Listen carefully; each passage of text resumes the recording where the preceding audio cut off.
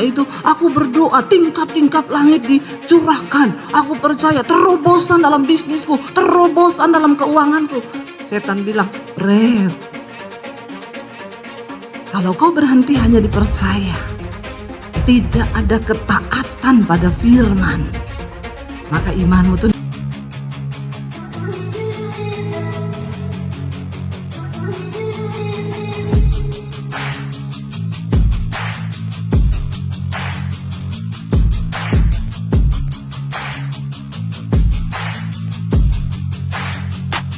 Selamat datang di channel Bela Kebenaran.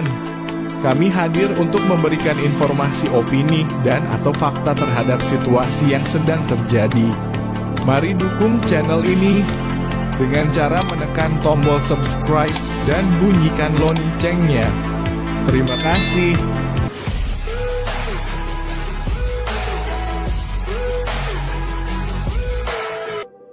Amin, amin. Shalom Bapak Ibu. Terima kasih buat kepercayaannya saya boleh melayani di tempat ini. Ya, dan tema firman Tuhan hari ini adalah iman yang berfungsi. Saudara, kita ini percaya kepada Tuhan, kita mengikuti Tuhan, ya bukan karena kita sudah melihat Tuhan. Ada yang sudah pernah ketemu Tuhan Yesus di sini face to face, melihat Yesus seperti pada murid-muridnya dulu di Israel? Tidak ada kan? Yang belum pernah lihat Tuhan Yesus angkat tangan. Yang sudah pernah lihat, karena masih ada yang enggak angkat tangan, yang bingung angkat kaki. Iya, saudara, saya percaya kita hari ini percaya kepada Yesus. Bukan karena kita sudah melihat Dia. Alkitab berkata, sekalipun engkau belum pernah melihat Dia dengan mata, tapi engkau percaya kepada Dia. Itu yang namanya iman. Amin. Ya, kita beriman kepada Tuhan bukan karena kita sudah melihat Dia, tapi karena kita percaya bahwa Yesus adalah Tuhan dan Juru Selamat. Kita baca dulu ayat yang ke Ibrani 11, ayat yang pertama mulai saudara. Ya, jadi sayang kalau kita ini punya iman, tapi iman itu mati dan tidak berfungsi. Dan itu yang saya lihat banyak dalam kehidupan orang Kristen. Mereka setiap hari duduk di gereja, ya, tapi iman itu tidak berfungsi sama sekali. Ketika menghadapi masalah mereka stres, ketika menghadapi pergumulan mereka tertekan, ya bahkan banyak yang terlilit dengan pinjol, ya karena imannya mati, saudara. Ibrani 11 ayat yang pertama, firman Tuhan berkata begini, iman adalah dasar dari segala sesuatu yang kita harapkan dan bukti dari segala sesuatu yang tidak kita lihat. Sekali lagi kita baca bersama 1, 2, 3. Iman adalah dasar dari segala sesuatu yang kita harapkan dan bukti dari segala sesuatu yang tidak kita lihat. Jadi iman ini luar biasa karena dalam iman ada dua unsur, harapan dan bukti. Ya, ini susah. Tapi kalau kita sudah mengerti dan mempraktekannya, ini luar biasa saudara. Di dalam iman ada harapan kita, tapi dalam iman juga ada bukti yang belum kita lihat. Tapi kita percaya, karena itu ya susah-susah gampang memang. Kita lompat Ibrani 11 ayat yang ke-6 saudara. Baca bersama Ibrani 11 ayat yang ke-6. 1, 2, 3. Tetapi tanpa iman tidak mungkin orang berkenan kepada Allah. Sebab barang siapa berpaling kepada Allah, ia harus percaya bahwa Allah ada dan bahwa Allah memberi upah kepada orang yang sungguh-sungguh mencari Dia. Ayat ini jelas sekali berkata, tetapi tanpa iman. Ya, tanpa iman tidak mungkin orang itu berkenan kepada Allah. Ya, tanpa iman. Nah, iman yang bagaimana saudara? Ya, dikatakan sebab barang siapa yang berpaling kepada Allah, melihat kepada Tuhan, percaya kepada Tuhan, dia harus percaya bahwa Allah itu ada. Lucu ayat ini. Dikatakan tanpa iman tidak mungkin orang berkenan kepada Allah. Dan barang siapa berpaling kepada Allah, ia harus percaya bahwa Allah ada. Ternyata banyak orang yang sudah berpaling kepada Tuhan, melihat kepada Tuhan, percaya kepada Yesus, tapi gak sungguh-sungguh percaya bahwa Tuhan itu ada. Karena itu saya sering mendengar dari mulut orang Kristen ketika mereka konseling, Bu, apakah Tuhan itu ada? Ya, ternyata banyak orang yang duduk di kursi gereja setiap hari Minggu percaya, mengaku percaya Tuhan, bahkan melayani Tuhan. Ya, tapi ternyata mereka tidak sungguh-sungguh percaya bahwa Tuhan itu ada. Makanya tidak banyak yang mengalami mujizat dalam hidup mereka. Dan dikatakan di sana Allah itu memberi upah loh kepada orang yang sungguh-sungguh apa? Mencari Dia. Karena itu jangan berhenti hanya dipercaya, ya. Tapi mari kita sungguh-sungguh mencari Tuhan. Karena ada apa dikatakan upah. Ya, saudara mau nggak upah dari Tuhan? Siapa yang mau upah dari Tuhan? Ya, jemaat di sini agak tegang ya. Saya nggak tahu ini karena faktor apa ya. Jadi tapi ya saya berdoa supaya kita semua membuka hati bagi firman Tuhan, saudara ya. Dikatakan ada upah loh, ada upah bagi mereka yang sungguh-sungguh mencari Tuhan. Dan kita kalau dapat upah dari manusia seneng gak saudara? Ya, seneng tentunya ya. Kita dapat upah setiap bulan, kita bekerja dikasih upah. Seneng kalau sudah gajian. Nah kalau Tuhan yang kasih kita upah, luar biasa gak? Luar biasa, lebih luar biasa lagi saudara. Nah kita mau belajar saudara. Di dalam Alkitab ada satu orang yang dikatakan dia itu bapak orang beriman. Yaitu siapa? Abraham. Kenapa Abraham dikatakan sebagai bapak orang beriman?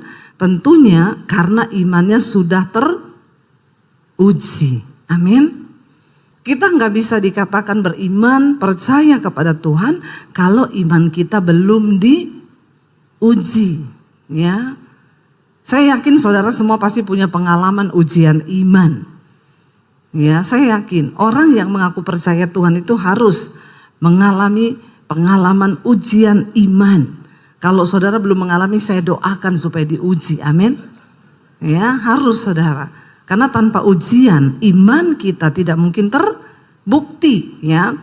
Dikatakan di sana Abraham itu bapak orang beriman. Kalau kita baca Ibrani 11, kenapa dikatakan ayat yang ke-8 sampai ayat yang ke-11? Kenapa Abraham itu dikatakan bapak orang beriman? Ibrani 8 ayat 11, Ibrani 11 ayat yang ke-8 saudara. Firman Tuhan berkata di sana begini saudara, karena iman apa? Abraham taat. Ya, sampai di sini dulu. Karena iman Abraham taat. Ternyata tidak mungkin kita taat sama Tuhan tanpa iman. Sebaliknya iman tanpa ketaatan itu kosong. Di dalam Yakobus dikatakan, engkau percaya hanya ada satu Allah saja, itu baik. Tapi setan juga percaya akan hal itu. Jadi kalau iman kita hanya sampai dipercaya, maka kita satu level sama. Dengar baik-baik ya. Yakobus berkata, engkau percaya hanya ada satu Allah saja, itu baik. Tapi setan juga percaya akan hal itu. Jadi kalau level iman kita hanya sampai dipercaya, berarti kita satu level sama setan. Ya, enggak usah takut-takut bilang satu level sama, bilang kanan kirimu, jangan-jangan kamu satu level loh sama setan. Ya, kalau kamu cuma punya iman tok, percaya tok sama Tuhan. Maaf, jangan sombong. Anda duduk setiap minggu di gereja sini, ya, jangan sombong. Masih banyak orang Kristen yang satu level imannya sama setan. Karena hanya berhenti di percaya. Ya, kita percaya pada Tuhan, setan juga percaya. Jadi apa bedanya kita sama setan? Kalau kita hanya berhenti di percaya. Abraham dikatakan orang bapak orang beriman, kenapa? Karena dikatakan karena iman Abraham taat. Apa itu taat? T-A-A-T. Tidak ada alasan titik. Amin. Bilang kanan kirimu, taat. Ya. Setelah kita beriman, kita harus masuk ya pada yang namanya ketaatan. T-A-A-T. Tidak ada alasan titik. Nggak usah tanya. Karena iman Abraham taat. Sudah nggak ada alasan. Titik, percaya sama Tuhan. Ketika apa? Ia dibaca Alkitab ya. Ulang lagi. Karena iman Abraham taat ketika ia dipanggil untuk berangkat ke negeri yang akan diterimanya menjadi milik pusakanya. Lalu ia berangkat dengan tidak mengetahui tempat yang ia tuju. Saya mau tanya, negeri itu sudah diterima belum? Ya, sudah dilihat belum? Tetapi Abraham taat. Kalau Abraham tidak berangkat, dia lihat nggak negeri itu? Nah, kalau dia meragukan Tuhan dan tidak percaya ketika disuruh berangkat, karena mungkin dia takut, karena memang belum dilihat, ya, lalu dia memutuskan untuk tidak berangkat. Kira-kira Abraham melihat nggak negeri yang luar biasa itu? Nah, di sini saudara, banyak orang Kristen tidak pernah melihat janji Tuhan karena mereka tidak berani taat melakukan apa yang Tuhan suruh. Jangan berhenti, tetapi masuk di dalam ketaatan. Zaman Abraham dipanggil ini saudara, belum ada Google Map. Ya, belum ada peta. Jadi Tuhan tidak kasih tahu kemana. Kalau ada peta, ada Google Map, enak. Nanti saya Sherlock ya kata Tuhan. Ya, kamu tinggal ikuti aja 500 meter belok kiri. Ya, 1000 meter belok kanan. Ya, di depan ada polisi. Kan enak ya dikasih tahu sekarang ya. Google Map itu pokoknya maha tahu saudara. Ya, tetapi persoalannya ketika zaman Abraham belum ada peta, belum ada Google Map. Apa yang menjadi dasar dia memperoleh janji Tuhan? Karena iman. Karena imannya hidup. Orang Kristen sekarang banyak imannya mati. Ya, bahkan mungkin tidak mati, tapi sekarat, nggak hidup, nggak mati. Imannya setengah mati. Orang yang punya iman setengah mati tidak mungkin bisa melihat janji Tuhan. Karena kau berhenti dipercaya. Ya, tapi orang Kristen tuh kalau nyanyi itu doa luar biasa. Aku percaya pintu-pintu surga terbuka. Kayak iya oh. Ya, setan yang dengar juga ketawa saudara ya. Maaf aja ya, lu aja nggak taat sama Tuhan. Kok bisa berdoa begitu? Saya suka ketawa kalau dengar orang Kristen tuh doa kayak iya oh. Ya, setan bilang kok kayak iya oh.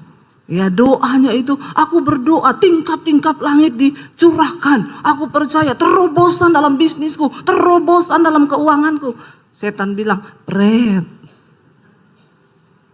Kalau kau berhenti hanya dipercaya, tidak ada ketaatan pada firman, maka imanmu tuh tidak mungkin berfungsi, tidak mungkin hidup." Dikatakan karena iman lalu berangkatlah Abraham ke negeri yang tidak diketahui. Dia pergi ke tempat yang dia tidak tahu. Ikut Tuhan itu ngeri-ngeri sedap. Kita seringkali dibawa ke tempat-tempat yang nggak kita tahu di sana ada apa. Memang uji nyali saudara. Ikut Tuhan itu uji nyali. Seringkali kita dibawa ke tempat-tempat yang kita tidak mau, yang kita tidak inginkan. Abraham, dia bisa saja memilih, saya sudah enak di sini.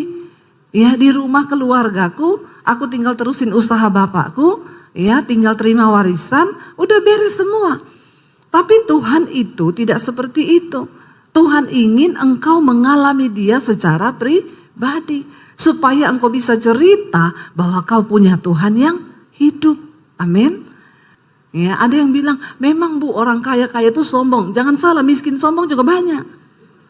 Ya, bukan cuma kaya yang sombong, miskin. Artinya apa saudara? Memang semua manusia terlahir dengan sikap, sifat sombong. Tapi Alkitab berkata Tuhan menentang orang yang sombong. Tapi dia mengasihi orang yang rendah hati. Bagaimana kita bisa rendah hati? Harus dihancurkan. Bilang kanan kirimu, gak usah sombong. Ya, jangan sombong. Tapi harus mau dibentuk Tuhan. Saya doakan nih yang masih sombong-sombong biar dihancurkan Tuhan. Ikut Yesus itu tidak enak. Kalau kau bilang ikut Yesus itu enak, berarti kau belum sungguh-sungguh ikut Yesus. Orang yang sungguh-sungguh ikut Kristus, ikut Tuhan, itu akan berkata, tidak enak. Kenapa? Ada daging yang harus dihancurkan. Ada ego yang harus dimatikan. Ada kesombongan yang harus direndahkan. Dan ikut Tuhan itu tidak enak. Orang memperlakukan kita tidak adil. Kau tidak boleh balas. Enak enggak? Pengennya balas. Kalau bisa 7 kali lebih. Tapi Tuhan bilang enggak boleh. Ya, kalahkan kejahatan dengan kebaikan. Itu enggak enak saudara. Siapa bilang enak? Ya, jangan mengutuk orang yang membenci dan menganiaya kamu. Tapi berdoa, mintalah berkat bagi orang itu. Enak enggak? Ya, ada yang bilang enak, pret. Enggak enak. Siapa bilang enak? Saya mau tanya, siapa yang sudah pernah melakukan berdoa bagi musuhnya yang paling engkau jengkel dan engkau bilang Tuhan berkati dia. Tolong angkat tangan. Yang sudah pernah melakukan itu, ambil sepeda di bawah. Nggak tahu sepedanya siapa, ambil aja. Ya, berat saudara, berat. Dan banyak orang Kristen yang tidak mampu melakukan hal itu. Dia berdoa sih buat musuhnya. Tuhan, aku berdoa. Kalau kau yang balas, pasti lebih hebat. Ya apa ya? Ya, doa sih doa. Kau berdoa buat musuhmu. Iya, saya doakan terus musuh saya. Doanya apa? Aku tidak bisa balas Tuhan. Tapi kalau Tuhan yang balas, lebih parah. Bertobat. Nggak enak ikut Tuhan itu, nggak enak. Iman itu kalau saya gambarkan selalu saya bilang seperti roket. Roket itu kalau diarahkan, diluncurkan keluar angkasa, dia harus full power dari bawah. Karena dia harus melawan gaya gravitasi bumi, atmosfer bumi. Tapi ketika dia sudah menembus atmosfer bumi, dia nggak perlu power lagi. Dia tinggal melayang, mengorbit, mengudara, melakukan tugasnya. Tapi memang banyak roket yang tidak kuat sehingga meledak di udara. Kekristenan seperti itu. Kalau kau mau mencapai perkenanan Tuhan, ya kau harus full power. Mencari Tuhan. Tidak enak. Bahkan banyak yang akhirnya meledak.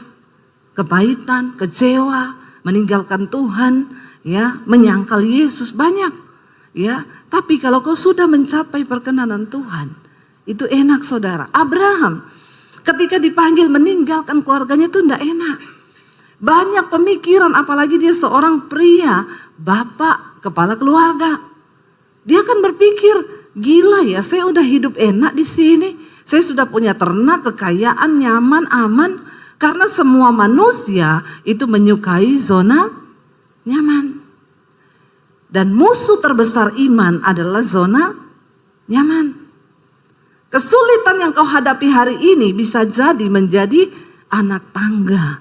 Tuhan sedang membawamu kepada level iman yang berikutnya. Katakan, amin. Jangan mudah menyerah. Jalani bersama Tuhan. Saya berbicara di sini bukan teori, karena saya sudah melihat bagaimana mujizat dan kuasa Tuhan itu dalam hidup saya. Perjalanan hidup saya dilempar, dibuang dari keluarga itu saya lulus SMA loh saudara. Makanya saya bilang sama anak-anak saya yang sekarang ini Gen Z. Saya suka bilang mereka tuh Gen Z. Biar agak-agak ada power gitu ya. Gen Z itu kan menghidupkan. Generasi hari-hari ini tuh generasi yang rapuh. Ya, dikit-dikit tertekan. Ya, saya kemarin ketemu saudara teman saya di Semarang. Bu, ya generasi hari ini tuh Bu, dapat gaji, komisi 1 kali gaji tuh Bu. tertekan di tempat pekerjaan, dia keluar. Saya tanya, sekarang kamu kerja apa? Enggak kerja om. Terus kamu ngapain? Ya enggak ngapa-ngapa. Aku lebih menikmati hidup kayak gini.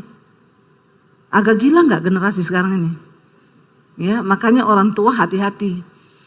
Memang mereka dibesarkan dengan ya dunia sosial media di mana mereka tuntutan gayanya itu ya udah selangit saudara, padahal nggak ada duit. Gaya tok itu. Ya daya juangnya nggak ada. Saya sering bilang sama anak-anak saya, mami seumuran kamu ini dulu, mami udah keluar dari rumah loh. Tanpa orang tua yang menopang, cuma bersama Tuhan. Saya selalu kasih ikat sama mereka, makanya anak-anak saya didik keras. Dari SD, SMP, SMA, naik gojek sekolah. Ya hujan loh mam, enggak apa-apa, hujan enggak mati. Berangkat sana, ya biarin, ya. Mereka harus mengalami proses hidup yang berat. Enggak pakai pembantu di rumah, kamu cuci baju sendiri. Bajumu kotor, kamu enggak pakai baju bersih ke sekolah. Orang tua sekarang salah didik semua anaknya. Dari kecil udah dimanja, makanya makin hancurlah generasi kita ini. Udah enggak dibawa ke Tuhan, ya semua serba dikasih, jadi hancur saudara. Nilai juangnya enggak ada. Saya mengalami Tuhan itu, berproses dengan Tuhan itu luar biasa. Orang bertanya, kenapa ibu itu punya iman yang begitu hari ini luar biasa? Saya bilang, ya karena proses yang berat. Semakin berat proses hidupmu, semakin kuat imanmu. Makanya jangan mau yang gak mudah-mudah. Bersama Tuhan, hadapi saudara. Ya. Lalu di sana dikatakan Abraham melangkah, lalu dia pergi ke negeri yang dia gak tahu ada di mana. Yang dia nggak tahu itu di mana. Dia pergi, berangkat dia dengan tidak mengetahui tempat yang dia tuju. Ya. Lalu bagaimana Abraham bisa tahu tempat itu? Alkitab berkata setiap kali dia berhenti di satu tempat, Abraham mendirikan mezbah. Dia mencari Tuhan.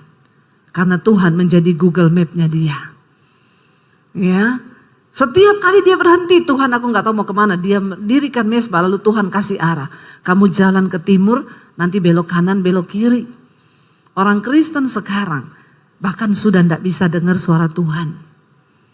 Ya, banyak yang bilang, Bu dengar suara Tuhan. Bagaimana caranya ya? Saya gak bisa tuh dengar suara Tuhan. Mari kita bertobat saudara. Lalu dikatakan di sana saudara, karena iman, ayat yang ke-9, ia diam di tanah yang dijanjikan itu, seolah-olah di suatu tanah asing, dan dikatakan di situ ia tinggal di kemah dengan Ishak dan Yakub yang turut menjadi ahli waris janji yang satu itu. Sebab ia menanti-nantikan kota yang mempunyai dasar, yang direncanakan dan dibangun oleh Allah. Saya mau tanya, berdiam di tanah asing yang dia tidak tahu, dia baru di situ, dan zaman itu saudara belum seperti sekarang.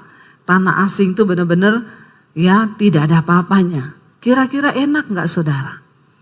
Nggak enak. Tapi orang Kristen sekarang suka cari yang enak.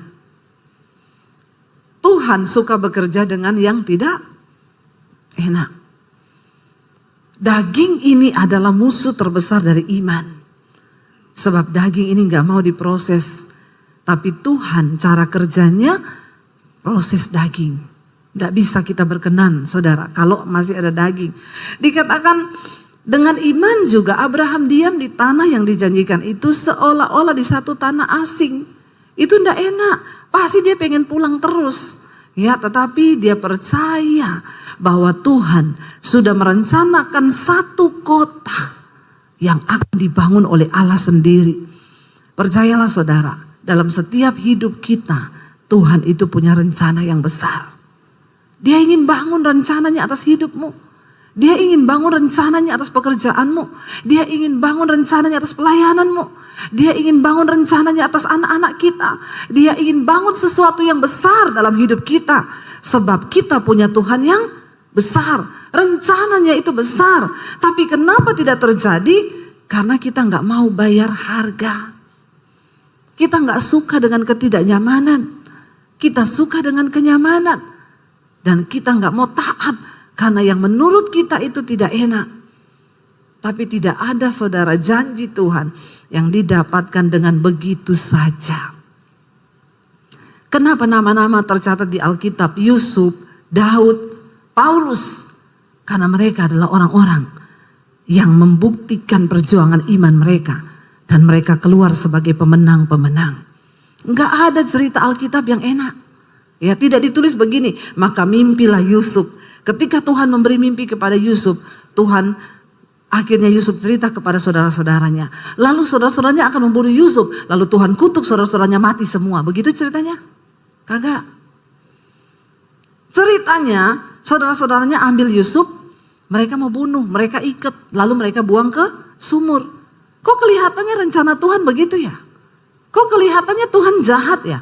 Kok kelihatannya orang yang berkenan kepada Tuhan itu seolah-olah disiksa, dianiaya, direndahkan, ya? Sebab tidak pernah akan ada kemuliaan tanpa salib. Ya kan bisa Tuhan bikin ketika keluarganya mau bunuh dia, tiba-tiba halilintar datang, lalu menyambar keluarganya mati semua. Kan kita lebih suka ya nonton yang kayak begitu, ya Pak ya? Ya kita banyak nonton film yang selalu pemeran utamanya itu menang, ya. Tapi Tuhan cara kerjanya nggak begitu. Dan yang masalah di sini Tuhan nggak kasih tahu sama Yusuf tentang rencananya. Tuhan cuma kasih dia mimpi.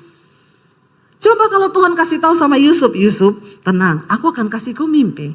Nanti ketika kau cerita mimpi itu, keluargamu iri, lalu mereka mau bunuh kau. Tapi tidak usah takut, nanti kau akan dibuang ke sumur, lalu akan ada saudagar yang ambil kau dari sumur. Lalu dia bawa kau ke Mesir, sampai di Mesir nanti kau jadi budaknya.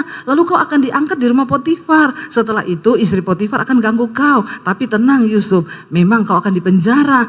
Tapi justru di penjara itulah kau akan ketemu dengan pencampur minuman raja, karena penjara akan menjadi jalan bagimu untuk bisa masuk ke istana Raja Fir'aun. Tuhan kasih tahu gitu nggak? Kalau dikasih bocoran, enak nggak? Enak toh. Yusuf akan yes. Kapan aku di penjara ya? Kapan ya? Kok belum ya? Kok belum difitnah ya? Kok belum digoda ya sama istri Potifar? Itu yang namanya iman. Percaya saja bahwa apa yang Tuhan buat di hidup kita itu indah. Masalahnya memang di sini Tuhan sama manusia itu beda tipis. Tuhan maha tahu, manusia sok. Bilang kanan kirimu, jangan sok tahu. Ya, wes ini nggak enak nih, males saya, nggak mau saya jalani. Kenapa? Nggak enak. Tuhan itu suka yang tidak enak. Ya, Tuhan nggak kasih tahu sama Yusuf. Tuhan gak kasih tahu sama Daud ketika dia mau dibunuh sama Saul. Tuhan gak kasih tahu endingnya. Tapi orang-orang ini tercatat namanya di Alkitab. Karena dengan iman mereka percaya bahwa rancangan Tuhan tidak pernah gagal. Dengan iman mereka percaya bahwa rancangan Tuhan tidak pernah salah. Sekalipun berurai air mata, sekalipun berat, sekalipun sakit, ada daging yang tergoyang, ada ego yang dihancurkan, itu tujuan Tuhan. Kenapa masalah diizinkan terjadi? Supaya kau benar-benar menyerah dan pasrah kepada Tuhan. Tuhan gak kasih tahu Abraham endingnya bakal seperti apa, ya. Tetapi Abraham percaya ada satu kota yang akan dibangun oleh Allah dan itu masuk dalam rencana Tuhan atas kehidupannya saudara. Percayalah apa yang kau hadapi hari ini itu ada rencana Tuhan yang indah saudara. Ya dikatakan di sana ayat yang ke-11, coba kita baca Ibrani 11 ayat 11. Karena iman, ia juga dan Sarah beroleh kekuatan untuk menurunkan anak cucu walaupun usianya sudah lewat. Karena ia menganggap dia yang memberikan janji itu setia. Secara manusia Abraham sudah tua, istrinya sudah menopause, tidak mungkin bisa punya anak. Tapi satu hal yang mereka percaya, bahwa Tuhan yang berjanji itu adalah Tuhan yang setia. Saudara, saya mau tutup dengan kesaksian.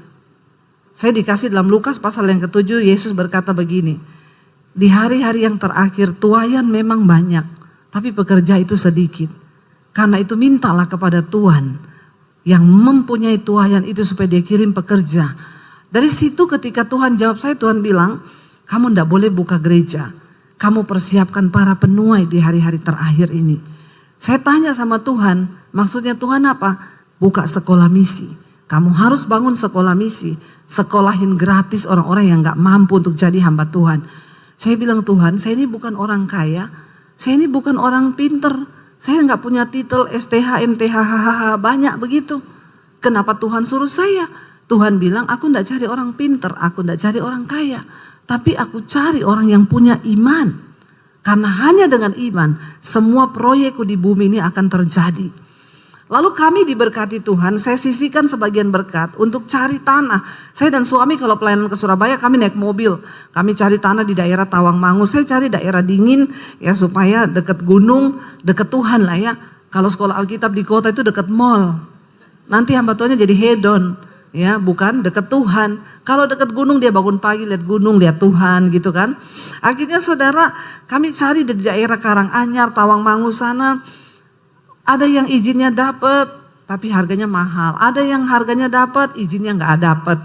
Lalu saya bilang sama Tuhan, Tuhan, aku sudah melangkah dan aku mau taat mendengar suaramu loh, walaupun berat. Tapi kenyataannya begini Tuhan, terserah Tuhan. Tiba-tiba ada seorang bapak telepon, Bu Debbie, saya jemaat ibu di YouTube.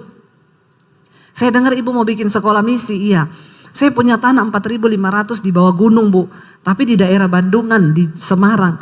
Kalau ibu mau coba ibu pergi lihat. Saya pergi lihat saudara, dingin di bawah gunung, bangun pagi langsung lihat gunung di sini, balik belakang lihat gunung. Wah dekat Tuhan ini, ya cocok ini. Iya Pak, saya cocok Pak. Oke kalau ibu cocok, tanda tangan di depan notaris, diserahkan tanah itu. Ya, saya pikirnya tadi paling bangun 500 juta sampai 1 miliar lah. Setelah itu ada orang datang, Bu saya pemborong. Ya saya juga jemaat ibu di YouTube. Saya nanti yang borong, ibu gak usah bayar saya. Bu saya yang bagian desain, saya mau gambar, ibu gak usah bayar saya. Digambarlah saudara. Begitu selesai, saya lihat nilainya. Ya, saudara. Saya bilang, hah? Nggak salah ini? Enggak Bu, sekarang apa-apa mahal. Apalagi habis pandemi.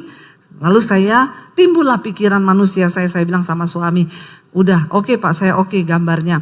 Gampang lah saya. Gampang kalau saya siaran di YouTube, kasih nomor rekening di situ. Jalan-jalan nomor rekeningnya muter-muter kan. Ya saudara, pembangunan sekolah misi sudah dimulai, saudara bisa menabur ke rekening ini. Ya, suruh jalan-jalan tuh nomor rekening, muter-muter sampai orang pusing lihatnya kan. Ya, lalu suami satu saat tanya, mana nomor rekening yang mau ditaruh? Saya sudah mau tayangkan ini. Saya bilang tunggu saya tanya Tuhan lagi deh. Waktu saya berdoa Tuhan bilang, silakan kamu taruh nomor rekening itu di layar YouTube, tapi aku ndak ikut. Karena kamu sudah seperti Daud yang mencoba menghitung kekuatannya. Mencoba menghitung pasukannya. Padahal Daud tahu dia menang bukan karena kekuatan pasukannya. Tapi karena aku, tangan Tuhan. Kalau kamu taruh nomor itu di YouTube, mungkin kamu dapat sejumlah uang yang kamu butuhkan. Tapi aku gak ada di dalamnya. Saya bilang sama suami saya, gak usah taruh nomor rekening, gak usah. Karena kita sudah komitmen dari dulu tidak bakal taruh nomor rekening di layar YouTube sampai hari ini. Saya bilang kalau kita taruh Tuhan tidak ikut, buat apa kita bangun gedung besar kalau Tuhan gak ada di dalamnya. Sekarang banyak orang bangun gedung besar tapi gak ada Tuhan. Karena bukan kehendak Tuhan tapi kehendaknya sendiri. Lalu saudara saya bilang sama suami tidak usah. Lalu kami mulai berjalan. Saudara tahu pembangunan pertama. Pemborong bilang, Bu tanggal sekian kita peletakan batu pertama, ibu bisa datang, tolong bawa uang pertama 400 juta saja dulu Bu. Oke, saya bilang sama suami, di tangan saya ada uang cash 150 juta, nanti kalau mau pergi kita mampir di rekening, kita ambil di bank, kurang 250 juta. Saudara, 2 hari sebelum ke Bandungan, Semarang, ada ibu telepon saya, Bu Debbie, saya boleh main ke rumah ibu enggak? Kenapa? Saya mau antar es krim buat ibu.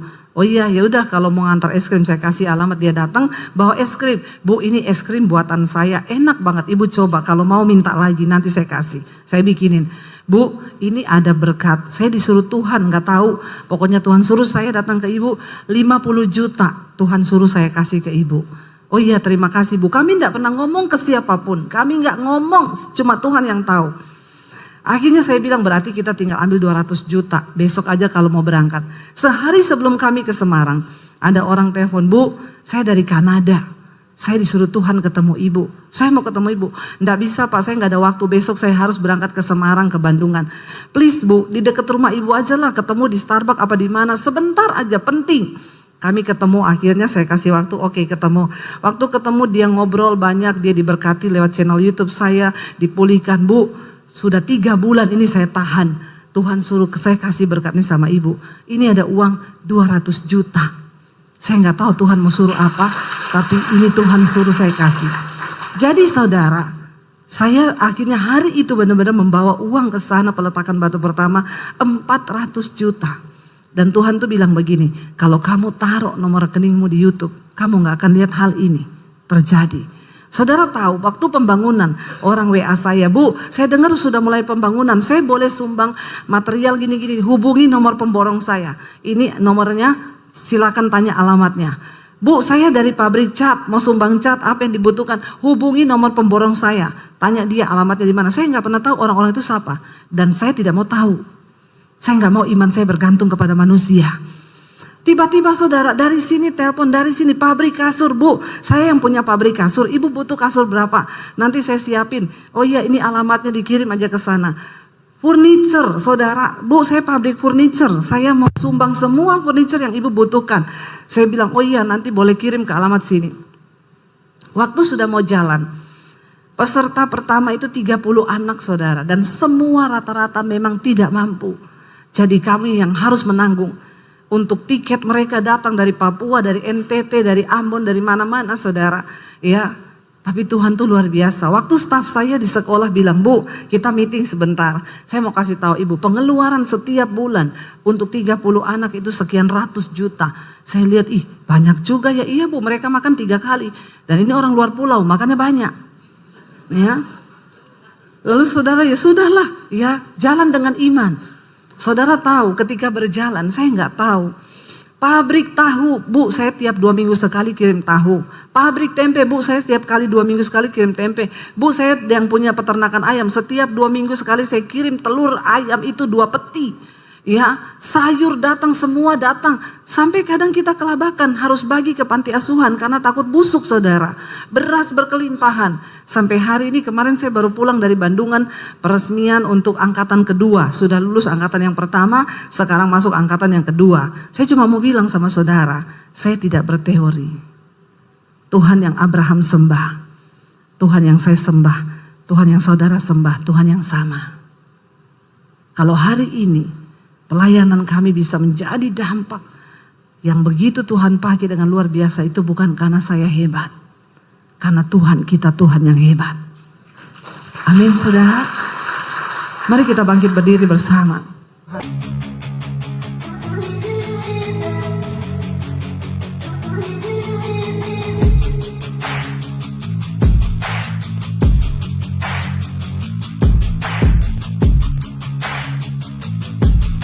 Terima kasih sahabat sudah menyaksikan tayangan kami hari ini.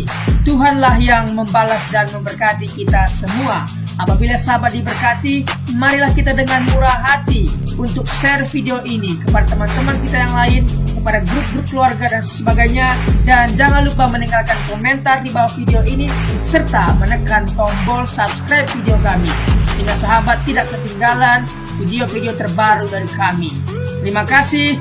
Tuhan Yesus memberkati kita semua. Dan dengarkanlah firman Tuhan singkat ini. Mintalah maka akan diberikan kepadamu. Carilah maka kamu akan mendapat.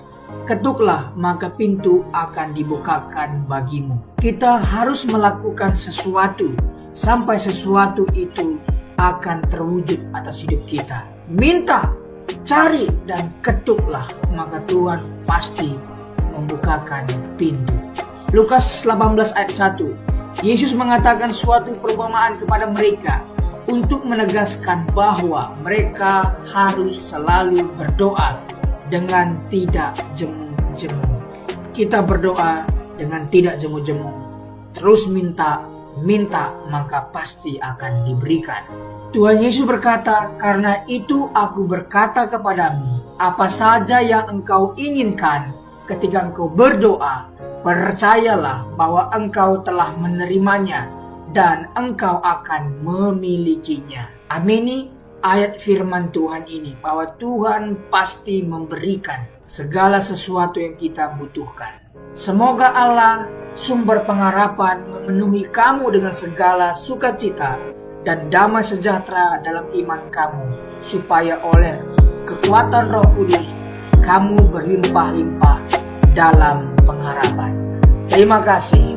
Apabila sahabat ada komentar dan pendapat yang lain terhadap video hari ini, boleh tuliskan komentarnya, pendapatnya di kolom komentar di bawah video ini, sehingga kita boleh diskusi di sana.